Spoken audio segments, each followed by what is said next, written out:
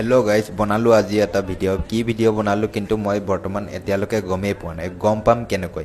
ভিডিঅ'টো বনাইছোঁ ঠিকে আছে, ময়ে বনাইছোঁ, কিন্তু ফেচবুকত এৰিলোঁ, ইউটিউবত এৰিলোঁ, ইনষ্টাগ্ৰামত এৰিলোঁ, ভাইৰেল ক'তোৱেই নহ'ল, ফেমাছটো দূৰৰে কথা।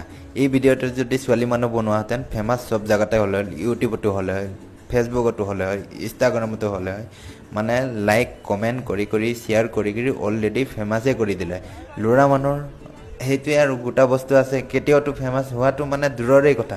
ছোৱালী মানুহ এটা সৰু কি যিকোনোৱে নিদিয়ক, সেইটো দিলে আৰু ছোৱালী মানুহ আৰু ন, মানে এইটো ছোৱালী মানুহ এইটো বেলেগ কিবা আৰু মানে দেখিবলৈ, মানে ল'ৰা মানুহ আৰু ল'ৰা ইডাল আৰু মানে কি ইয়াৰ ভিডিঅ' চাই পেলাইনো কিনো বুজি পাম কৈ শুনি পেলাই নকৰে। ছোৱালী মানুহ আৰু এনেই কেটকুট কৰিলেই এইটো দুনিয়াভৰ ভাইৰেল। সেয়ে এজনীয়ে বনালে নহয় কনচা কালাৰ চাৰ্ট পিন্ধাই, সেইটোৱে দুনিয়াভৰ ভাইৰেল কৰি দিলে।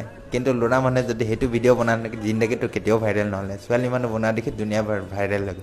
কিন্তু সেইটোৱেই কথা, একো বেলেগ কথা ক'ব যোৱা নাই। ভিডিঅ'টো ফেচবুকতো ভাইৰেল নহ'ল, ইনষ্টাগ্ৰামতো ভাইৰেল নহ'ল, ইউটিউবতো ভাইৰেল হ'ম ক'ত?